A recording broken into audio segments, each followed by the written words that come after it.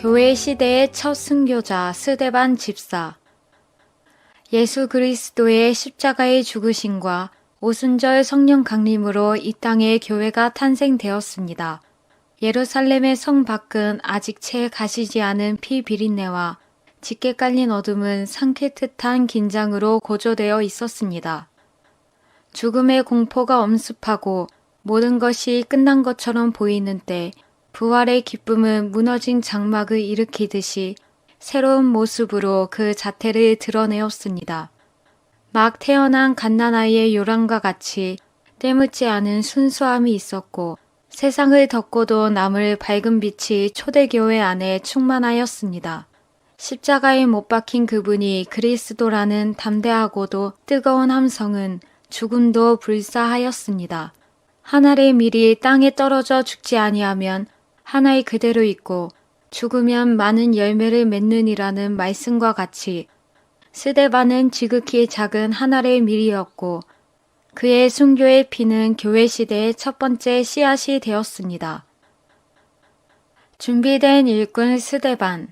스데반은 초대교회 7 집사 중 한 분입니다. 그는 일찍이 학문과 문화의 중심지인 알렉산드리아에서 교육을 받았습니다. 가말리엘의 문화생인 스데반은 사도 바울과 바나바와 동기생이었습니다.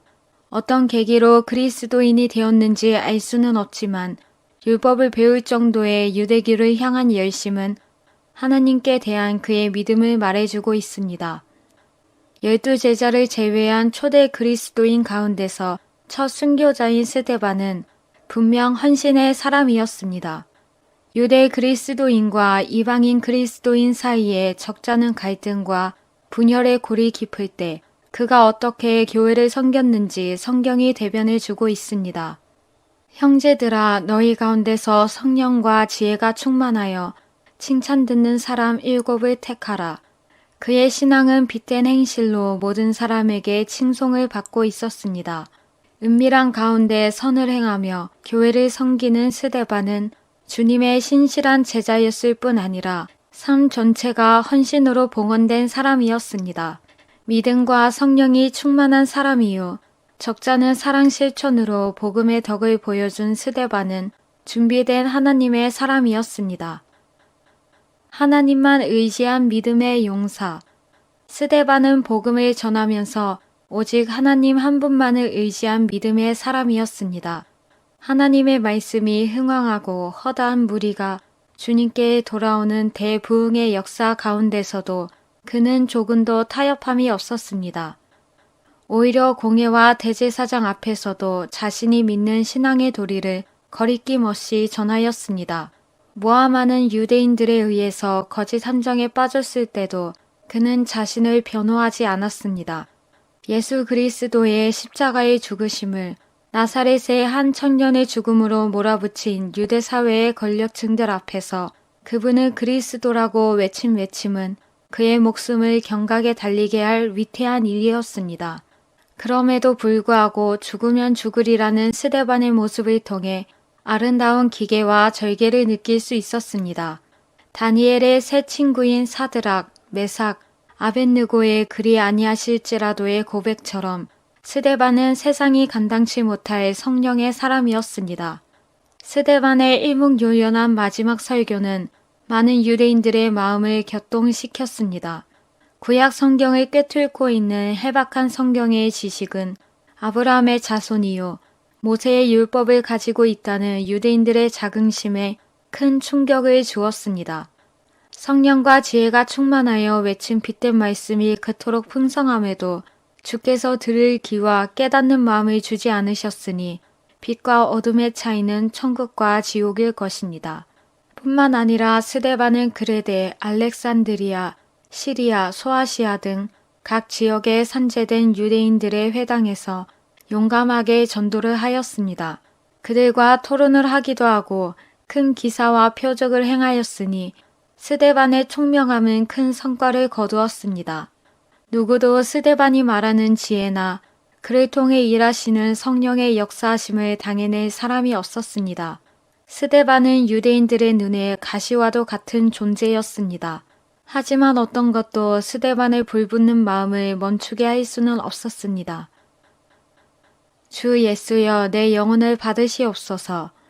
저희가 이 말을 듣고 마음에 찔려 저를 향하여 이를 갈거늘 영혼을 울리는 스데반의 설교는 어두운 유대인들의 마음을 비껴 나갔습니다. 어쩌면 스데반은 비장한 각오로 마지막 설교를 했을 것입니다. 주님을 향한 일사각오가 그의 마음을 뜨겁게 하였습니다. 오랫동안 목마르게 기다리는 스데반의 영혼 속에 주님은 생명의 빛을 주셨습니다.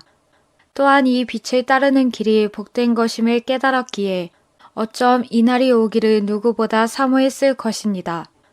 스데반을 향한 특별한 은총은 큰 위로였습니다. 삼층천의 찬란한 광경을 목도하게 하심은 스데반의 영혼을 반겨주는 주님의 큰 선물이었습니다. 보라 하늘이 열리고 인자가 하나님 우편에 서신 것을 보노라 한데 보좌에서 벌떡 일어서신 주님의 뜨거운 환송은 너무나 감동적입니다. 주 예수여 내 영혼을 받으시옵소서. 그의 이름의 의미가 관이라는 뜻으로 실로 그 이름에 맞는 교회 시대 최초의 순교의 월계관을 쓰셨습니다. 분기충천한 유대인들은 급기야 돌 세례를 퍼부었습니다. 스데반은 사지로 끌려가는 양처럼 아무 저항 없이 저들의 용서를 빌었습니다. 주여 이 죄를 저들에게 돌리지 마옵소서. 십자가에 달리신 주님의 기도였습니다. 피를 토하듯 신음하는 스데반의 기도에 큰 성총을 내리셨으니 사울이라는 청년의 영혼을 구하였습니다. 주 안에서 죽는 자는 죽음이 끝이 아니라 또 다른 영혼을 일으키는 믿음의 불씨인 것입니다. 폴리캅은 주후 69년경 소아시아의 서머나에서 태어났습니다.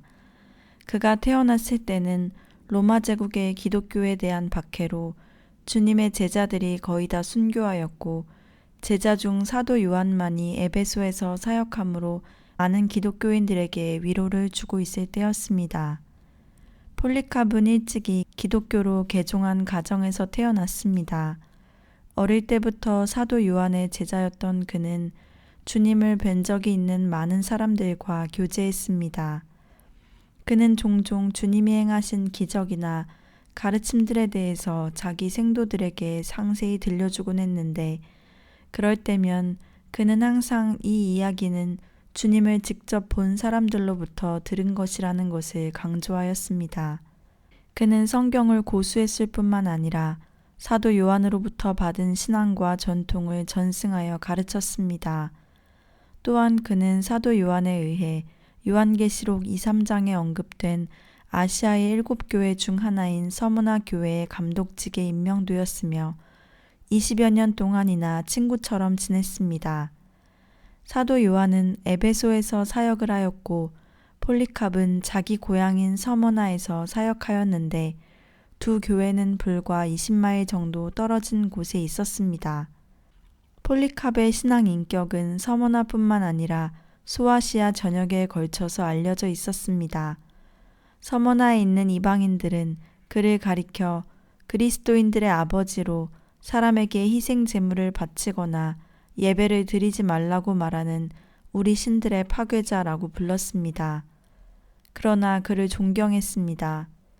그 당시 교회 내에서 절대적인 권력을 가지고 있던 로마의 감독까지도 폴리캅을 대할 때에는 특별한 대우를 하였습니다. 그 한 예로 부활절 논쟁을 해결하기 위해서 로마로 갔을 때의 일입니다. 당시 소아시아에서는 주님이 죽으신 그날을 요일에 상관없이 준수해야 한다고 주장하였습니다.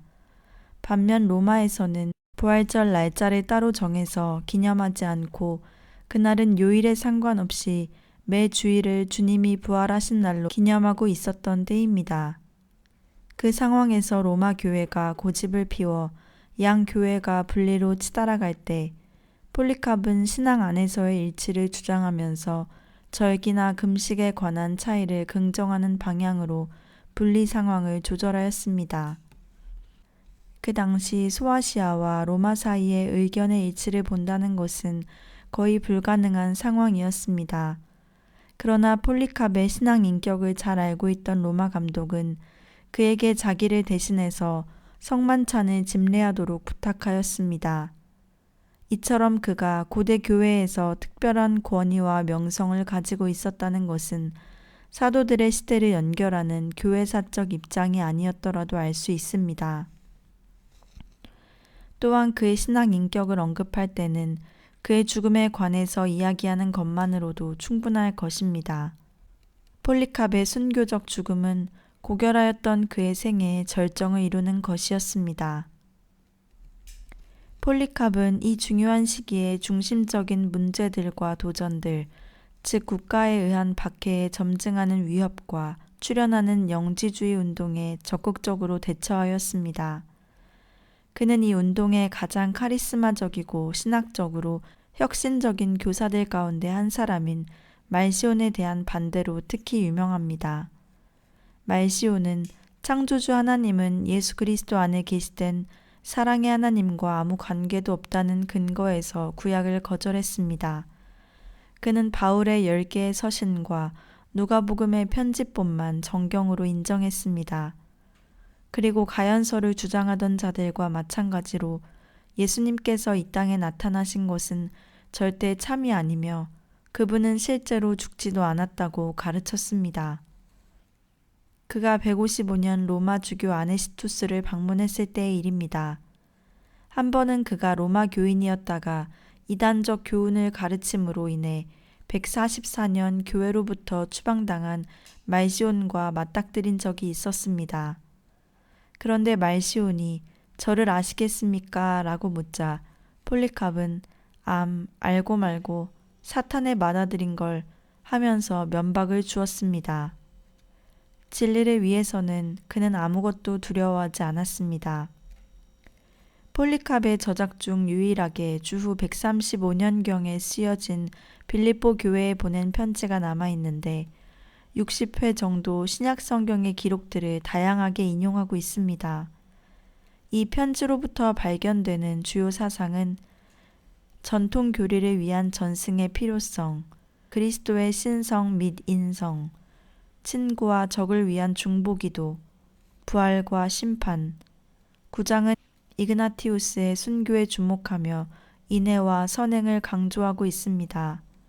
특히 존경받는 아시아의 교사로서 순교는 자신의 신앙의 확실성을 보여주는 것뿐 아니라 모범과 순교시의 선포를 통해 남은 기독교인들과 이방 세계까지 신앙의 능력을 보여주는 계기가 된다고 보았습니다. 그러므로 그리스도 예수이신 우리의 소망과 우리의 의의 보증을 확고부동하게 끊임없이 붙잡읍시다. 그는 나무에 달려 그 몸으로 우리의 죄를 담당하셨고 그는 죄를 범치 아니하시고 그 입에는 아무 거짓도 발견되지 않았습니다. 대신에 우리가 그 안에서 살도록 하려고 그는 우리를 위하여 모든 것을 참으셨습니다. 그러므로 그 참을성 있는 인내의 모방자가 됩시다. 우리가 그 이름을 위하여 고난을 받아서 그를 영화롭게 합시다. 왜냐하면 이것이 그가 우리를 위하여 친히 남겨놓으신 모범이고 우리가 믿는 것이기 때문입니다. 빌립보 교회에 보내는 편지 중에서 로마 황제들이 기독교인들을 박해하게 된 직접적인 동기는 정치적 이유였습니다. 로마의 평화를 외치면서 세계를 통일하기 위한 결집력을 형성하기 위해서 로마 황제를 주님이라고 부르도록 강요하였습니다. 하지만 그리스도인들은 예수님 이외에는 어떤 사람도 그들의 주님이 될 수 없고 주님이라고 부를 수 없었습니다. 오직 예수 그리스도만이 그들의 주님이시기에 무자비하고 불공평한 박해에 대항하여 교회는 아무 대항도 하지 않았습니다. 그러나 진리를 위해서 기꺼이 죽었습니다. 그들은 그리스도를 위하여 고통당하는 것을 최상의 영광으로 알았기 때문에 죽음의 자리에서 언제나 초연할 수 있었습니다. 그들의 모습은 치욕 속에서도 빛나고 있었습니다. 오히려 고문하고 희롱하고 죽이는 상대방을 위하여 기도하였습니다. 더 나은 삶, 영원히 썩지 않는 보상을 바라보는 이들에게 무엇이 두렵겠습니까? 기독교의 능력은 이렇게 나타났습니다. 2세기 중엽 안토니우스 피우스의 치세 때에 또다시 순교의 열풍이 서머나에도 불어왔습니다. 기독교인이라고 고백한 많은 진실한 신자들이 잔인한 고문과 형벌을 당했는데 서머나의 감독 폴리캅도 이때 순교했습니다. 폴리캅은 체포되기 사흘 전 밤에 기도하다가 잠이 들었습니다. 그는 꿈속에서 자기가 베고 자던 베개가 불이 붙어 거의 타버린 것을 보았습니다. 꿈에서 깨어난 그는 자신이 그리스도 때문에 산채로 화형을 당할 것이라고 예언했습니다. 며칠 뒤 무장한 병사들이 한 노예 소년을 앞세우고 폴리캅을 체포하러 왔을 때 폴리캅은 그들이 먹고 마실 식탁을 준비하게 하여 그들로 마음껏 먹으라고 하였습니다. 그리고 1시간 동안만 방해를 받지 않고 기도하게 해달라고 요청하였습니다. 그는 서서 기도했는데 거의 2시간을 넘는 그의 기도를 아무도 제지하지 못했습니다. 그의 기도를 들은 사람들은 놀랐고 이렇게 경건한 노인을 잡으러 왔다는 것을 후회했습니다. 이윽고 압송되어 경기장에 들어섰을 때 숨어있던 많은 기독교인들은 하늘로부터 나는 소리를 들었습니다. 폴리캅아, 강건하여라. 그리고 용감하게 행동하여라. 폴리캅의 명성과 고령을 생각한 지방 총독이 말하였습니다. 맹세하시오. 그러면 당신을 석방하겠소. 그리스도를 욕하시오. 죽음을 벗어나 생명을 얻을 수 있는 절대절명의 순간에 폴리캅은 말했습니다. 86년 동안 나는 그분을 섬겼지만 그동안 그분은 한 번도 나에게 그릇 행하신 적이 없었는데 어찌 내가 나를 구원하신 나의 왕을 욕할 수 있겠습니까? 총독의 협박이 이어졌습니다. 내가 마음을 바꾸지 않는다면 너를 맹수들에게 던지겠다. 그래도 굽히지 않자 내가 맹수들을 무시함으로 나는 너를 불태울 것이다. 그러자 폴리캅은 대답하였습니다. 당신은 오직 짧게 태우고 잠시 후에 소멸되는 불을 가지고 위협합니다. 그런데 당신은 악한 자들을 위하여 예비된 다가오는 심판과 영원한 형벌의 불을 알지 못하고 있습니다. 왜 당신들은 지체하고 있습니까? 오십시오. 당신이 원하는 것을 하십시오. 기둥에 묶인 폴리캅이 하늘을 우러러 기도했습니다. 전능하신 주 하나님, 예수 그리스도의 아버지여, 제가 주님을 찬미하옵는 것은 이 시간에 저로 하여금 거룩하신 성령으로 다시 사신 그리스도에 취하여 순교자의 대열에 참여할 만한 자로 여겨주심이니이다. 이제 저는 받으실 만한 제물이 되기를 원하나이다. 제가 주님을 찬미하고 또 찬미하나이다. 예수 그리스도로 말미암아 당신에게 영광을 돌리나이다.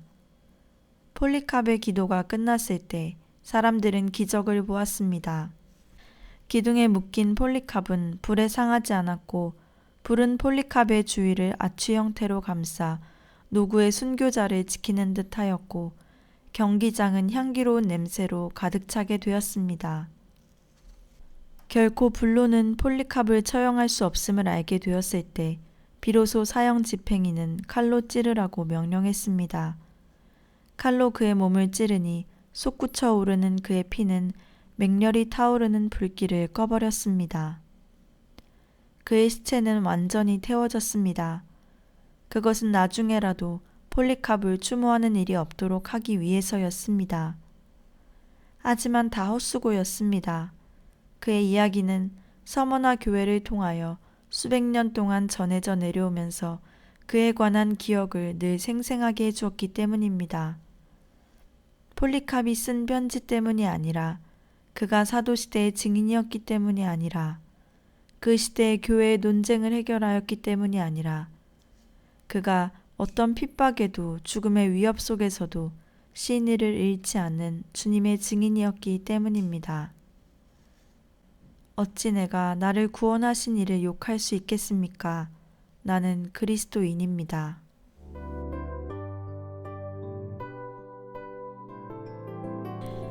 죽음 앞에서도 굴하지 않고 진리의 기둥을 세웠던 저스틴.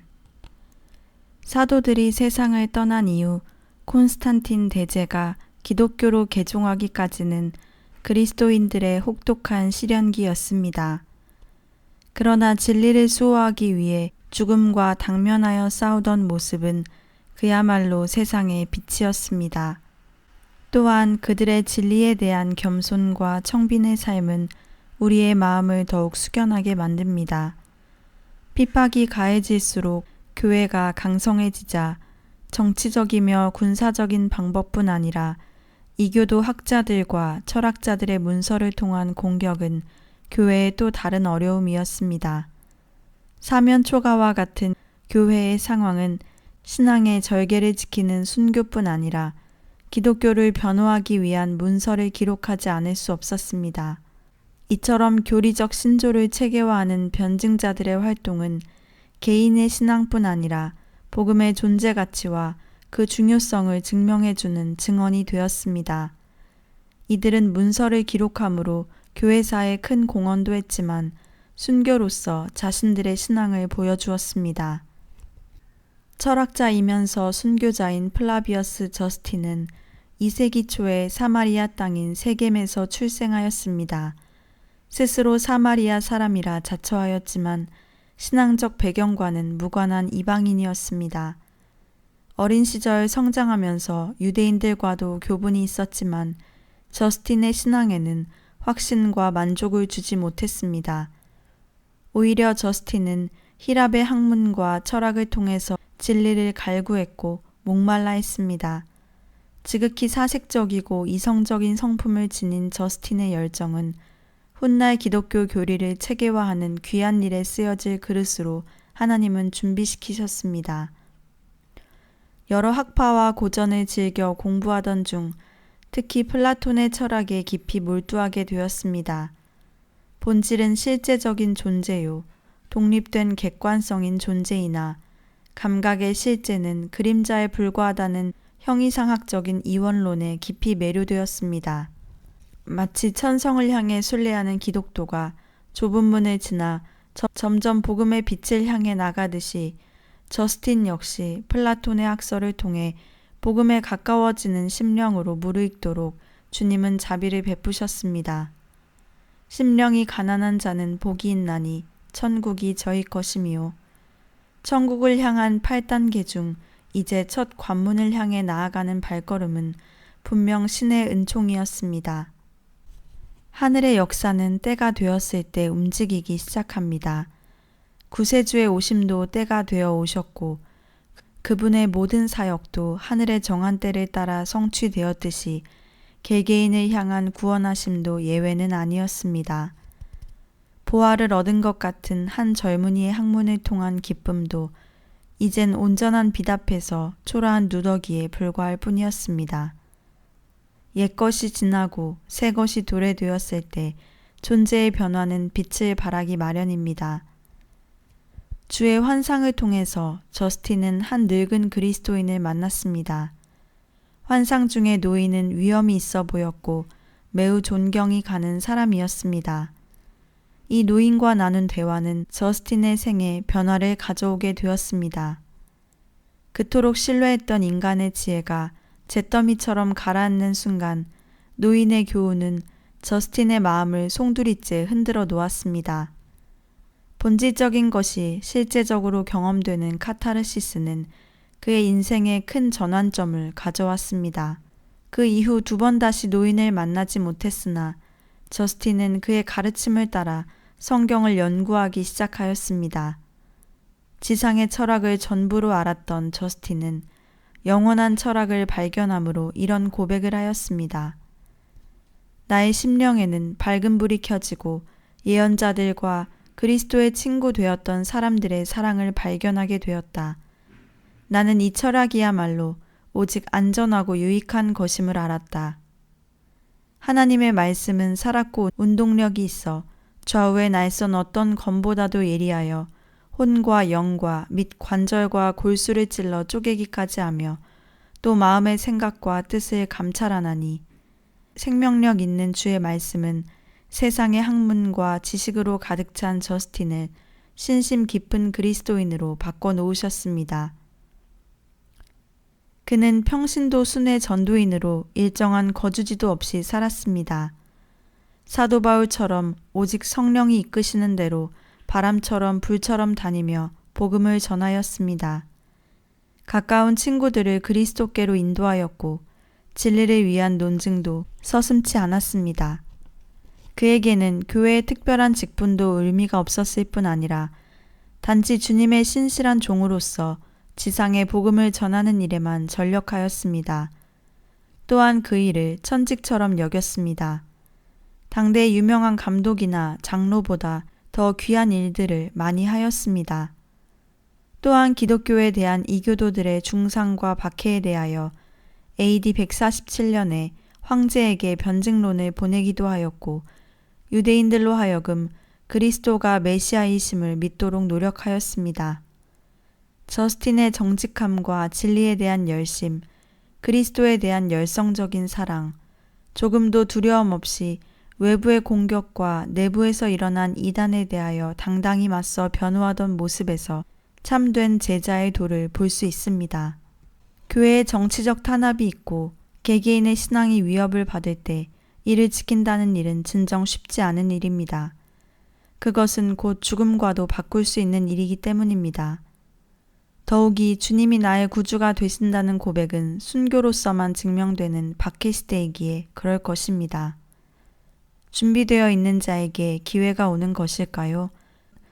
저스틴이 2차로 로마에 체류하는 동안 그에게도 이런 시간이 주어졌습니다. 166년경 한 철학자의 교활한 선동으로 인해 그는 다른 그리스도인들과 함께 붙잡혔습니다.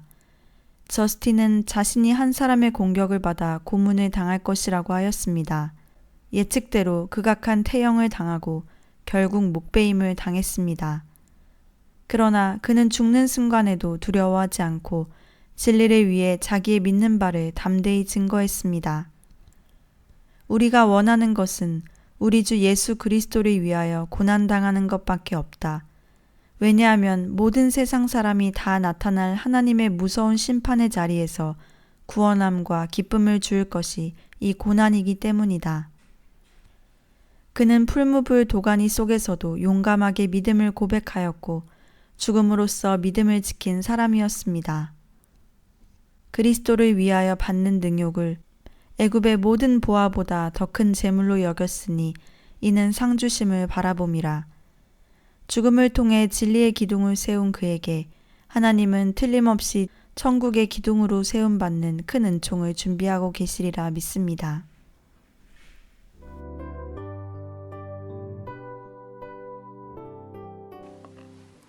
안디옥의 횃불 순교자 로마누스. 기독교는 죽음으로 생명을 얻는 것이요 자기의 목숨을 버림으로써 영생을 얻는 역설적인 종교입니다. 교회사 2000년 역사를 돌이켜볼 때 그리스도인들을 핍박하는 박해는 초대교회 시대로 끝난 것이 아님을 알 수 있습니다. 참된 복음과 진리가 전해지는 곳에는 언제나 박해가 따르기 마련입니다. 이러한 일은 국가적으로나 한 사회나 가정에서도 동일하게 일어나는 현상입니다. 그러나 기독교의 역사는 박해와 시련으로만 끝난 것이 아니라 박해와 시련이 있는 곳에 오히려 생명의 꽃을 피우는 역동적인 역사를 이루어 왔습니다. 주님 한 분만을 사랑하며 그분만을 얻기 위해 과감하게 모든 것을 포기하는 믿음이야말로 순결한 교회의 모습이라 할 수 있겠습니다. 숨겨진 안디옥의 보화. 가이사랴와 안디옥 교회의 집사인 로마누스는 디오클레시안의 박해 때 하나님의 나라를 위해 숨겨진 보화와도 같은 일꾼이었습니다. 그는 팔레스틴 태생이었고 남다르게 덕이 뛰어난 사람이기도 하였습니다. 그리고 적절한 때 적절한 말을 할 줄 아는 용기와 지혜를 지닌 사람이었습니다. 자신에게 불이익이 올지라도 진리를 사수하며 하나님의 교회를 따뜻하게 돌보며 지켰습니다. 최초의 그리스도인이라 일컬었던 안디옥 교회에 박해와 어려움이 닥치자 친히 앞장서서 성도들을 격려하기도 하였습니다. 이러한 까닭에 남녀노소 모두 힘을 얻었고 이들 모두 한 마음이 되어 피 흘릴 각오를 하도록 주님은 큰 은혜를 베푸셨습니다. 남편과 아내, 자녀가 있지만 모두 아랑곳하지 않고 주님께로 마음을 모을 수 있는 것은 진정 성령의 역사하심이었습니다. 혈육 간의 애정이나 부부의 애정이나 남녀의 애정도 주님의 사랑 안에서 부인할 수 있는 것이 참된 믿음임을 보여주었습니다. 아비나 어미를 나보다 더 사랑하는 자는 내게 합당치 아니하고 아들이나 딸을 나보다 더 사랑하는 자도 내게 합당치 아니하고 행함 없는 믿음이 어찌 믿음이라 할 수 있겠습니까? 이들은 로마누스의 말에 기쁨으로 순종하였고 누구도 이들의 마음을 빼앗을 수 없었습니다. 뛰어난 신앙의 저에게 감출 수 없었던 로마누스의 빛된 모습은 교회에 큰 힘이 되었을 뿐 아니라 곧바로 로마 당국에 누설되었습니다. 로마누스는 즉시 체포되어 마치 도살장으로 끌려가는 양처럼 황제 앞으로 끌려갔습니다. 황제의 무서운 선포에도 평안한 모습으로 대답했습니다. 나는 기쁘게 선고를 받아들입니다. 태연하게 말하는 로마누스를 보자 황제의 노여움은 극에 달했습니다. 마치 그리스도인들을 핍박한 사도 바울이 예수 그리스도를 영접하고 앞장서서 이방 전도에 힘쓰자 그를 죽이기로 작정한 유대인들 앞에서 단대히 외친 것처럼 로마누스 역시 조금 더 타협하지 않았습니다. 그것은 오히려 치솟는 불길에 기름을 끼얹은 격이었습니다. 곧바로 두 팔을 묶고 창자를 꺼내라는 엄명이 가해졌습니다. 그러나 로마누스의 신분이 귀족이라는 이유로 천한 죽음을 명하는 것이 부당하다는 사형 집행관들의 제지로 형벌은 바뀌어졌습니다. 로마누스는 자기가 비록 귀족이지만 부당한 형벌에 대해 은혜를 구하지 않았을 뿐 아니라 채찍을 맞으면서도 시편을 노래하였습니다. 형리는 납덩이가 달린 채찍으로 로마누스의 옆구리에 뼈가 드러날 때까지 사정없이 내리쳤습니다. 로마누스는 고통 가운데서도 주님의 십자가를 생각하며 살아계신 하나님과 예수 그리스도의 보혈을 통해 구원 얻는 믿음의 도를 전했습니다. 숨이 멈출 듯한 고통은 이상하리 많지 마음의 평안과 여유를 가져다 주었습니다. 모리아 제단에 드려진 영혼, 조금도 두려움이 없는 모습은 기세가 등등한 황제의 마음을 압도하고 있었습니다. 소름 끼치도록 잔혹한 행위도 결코 로마누스를 무너뜨릴 수 없었습니다. 고문은 중지되었고 황제의 회유가 있자 로마누스는 또다시 그리스도의 영원하심과 죽음과 대속에 대해 말씀을 전했습니다. 또한 자신이 전한 말씀을 입증하기 위해서 7살짜리 어린아이를 군중 속에서 불러달라고 부탁했습니다. 그의 청이 수락되자 로마누스는 소년에게 하나님 한 분만 예배해야 하는지 많은 신들을 예배해야 하는지 물었을 때 소년은 주저없이 말했습니다. 하나님은 반드시 한 분이어야 하며 그리스도는 참 하나님이십니다. 당황한 황제가 누구에게 그런 말을 배웠느냐고 다그치자 나는 어머니의 젖을 빨면서 내가 믿어야 할 분은 그리스도라는 것을 배웠습니다. 했습니다. 황제는 소년을 채찍질하도록 명령했지만 소년의 어머니는 아들이 그리스도를 배반하지 않기 위하여 모리아 제단에 드려진 이삭을 기억하라고 간곡하게 당부하였습니다. 아들아 인내하여라. 너는 곧 영원한 영광의 면류관으로 장식해 주실 분에게로 가게 될 것이다. 어린 소년은 힘을 얻었고 채찍을 당하면서도 울지 않았습니다. 어떻게 이런 일이 있을 수 있는 것일까요? 예수 그리스도를 사랑하는 힘은 그야말로 천하도 당할 수 없는 힘이요. 죽음보다 강한 병기이기 때문입니다. 영원한 영광의 면류관으로 황제는 이들을 제압할 수 없게 되자 감옥에 가두고 더 혹독한 고문으로 다스렸습니다. 이어지는 고통 속에서도 변함이 없자 사형을 선포했습니다. 로마누스는 7살의 소녀 바룰라와 함께 형장으로 끌려갔습니다. 로마누스는 불 속에 던져졌으나 큰 폭풍으로 인해 불이 꺼지자 황제는 참수형으로 명했습니다. 이때까지 아들을 안고 있는 어머니는 아들에게 마지막 입을 맞추며 형리에게 내어주었습니다. 안녕 사랑하는 아들아. 내가 그리스도의 나라에 들어가면 내 어미를 기억해다오. 아이의 목이 잘리자 어머니는 그 머리를 가슴에 안고 이렇게 노래했습니다. 모두 마음과 소리를 다해 찬미하고 찬양하라. 오 주님, 우리는 당신께 복종하나이다. 성도의 죽음이 당신께 귀한 것임을 우리는 아나이다.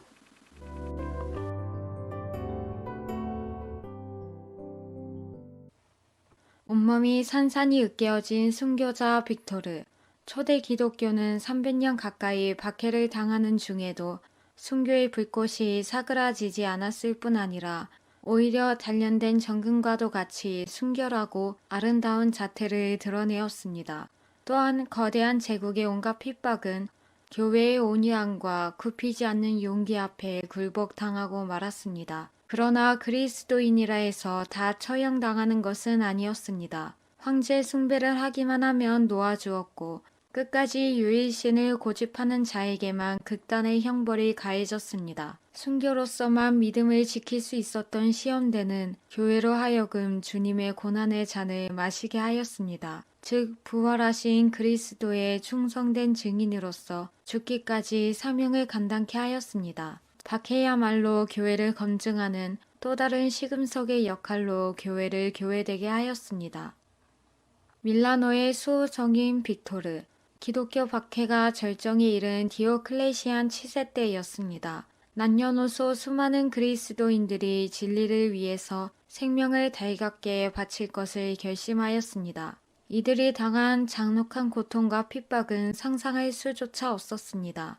2000년의 세월이 지났지만 간탄을 자아내게 하는 것은 그들이 당한 고통의 분량이 아닌 죽음 앞에서도 초연한 그들의 정신입니다. 그것은 예수 그리스도 안에 구원의 영원한 소망과 기쁨을 바라보며 나그네의 삶을 살았기에 어린할 수 있었던 것입니다. 그 대열에 끼어든 프랑스 마르세유의 한 젊은 청년이 있었습니다. 밀라노의 수호성인인 빅토르. 그는 출중한 가문에서 출생하여 헌신적인 사람으로 아름다운 인성과 경건한 신앙을 겸비한 보기 드문 사람이었습니다. 경비대의 군인으로서 특히 고통 가운데 있는 자들을 위로하고 용기를 주는 따뜻한 마음의 소유자였습니다. 당국의 눈을 피해가며 밤마다 가난한 이웃을 찾아가 자신의 재물을 나누어 주었습니다. 그것은 언제 불어닥칠지 모르는 목숨을 건 위험한 일이었습니다. 그럼에도 불구하고 멈출 수 없었던 것은 깊은 믿음에서 비롯된 것이었을 것입니다. 이처럼 주님을 사랑하는 뜨거운 신앙은 때로는 인간의 이해와 상식을 초월해 가장 아름답고 고상한 천상의 결실을 맺히게 하였습니다.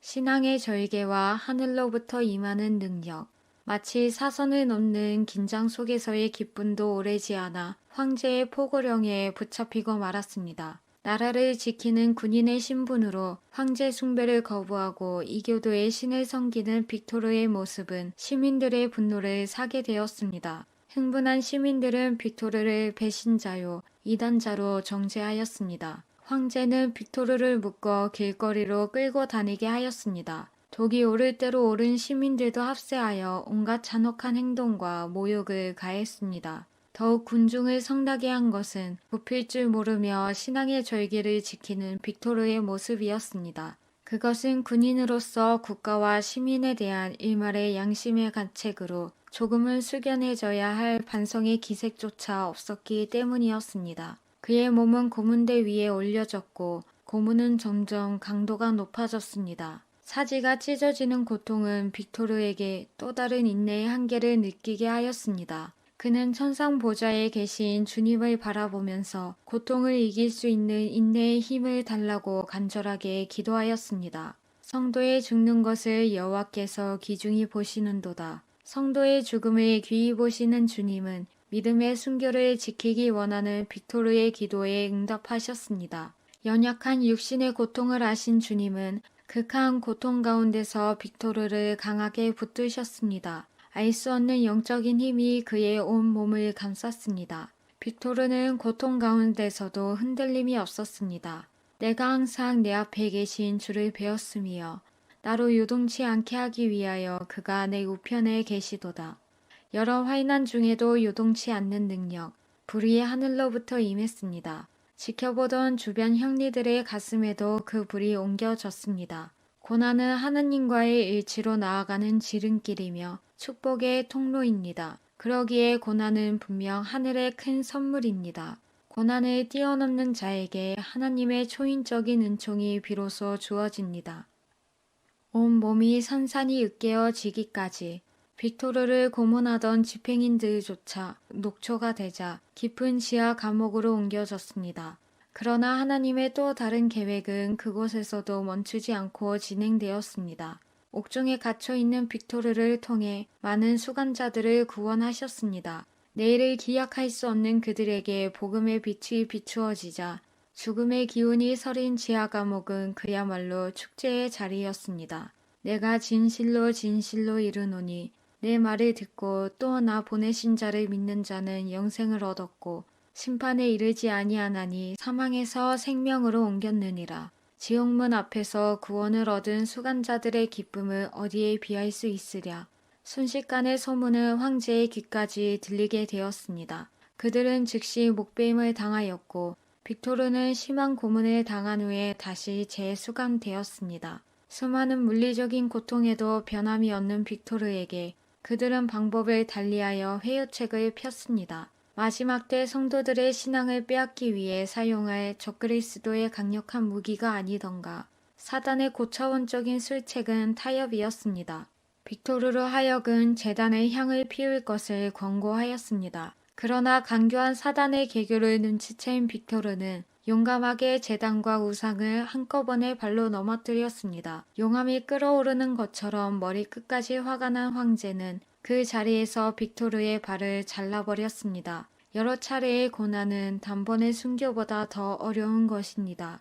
그러나 주님의 돌보심과 은총은 그 고통 가운데 머물고 계셨습니다. 어떠한 방법으로도 빅토르의 정신과 마음을 무너뜨릴 수 없었습니다. 진리는 고독하나 진리는 날로 더욱 담대한 것입니다. 이미 황제의 마음은 기선제압을 당하고 있었습니다. 황제로부터 극악무도한 형벌이 내려졌습니다. 빅토르의 몸이 제분기 속으로 던져졌습니다. 맷돌에 의해 형체를 알아볼 수 없을 정도로 온 몸이 으깨어졌습니다. 처참한 광경 앞에 쾌감을 느낀 형리들은 거기서 나와보라고 외쳤습니다. 이때 빅토르는 감격에 차서 구원과 행복이 기다리는 곳으로 라며 말을 다 끝내기도 전에 순교하셨습니다. 죽으면서도 부르짖은 증언이야말로 주님의 교회를 세우는 토대입니다. 86년 동안이나 주님을 섬겼으되 그가 한 번도 나에게 잘못함이 없었거늘 어찌 나를 구원하신 왕을 나쁘다고 말할 수 있겠습니까? 라고 증언한 폴리캅. 나는 온 세상을 다스리기보다는 차라리 그리스도를 위하여 죽으리라고 했던 ignatius. 그들의 고백은 순교자들의 승리의 창가입니다. 천상에서 천사들의 노래소리와 환희의 닭가가 울려 퍼지고 있습니다. 저희가 이제는 더 나은 본향을 사모하니 곧 하늘에 있는 것이라. 그러므로 하나님이 저희 하나님이라 일컬음 받으심을 부끄러워 아니하시고 저희를 위하여 한 성을 예비하셨느니라.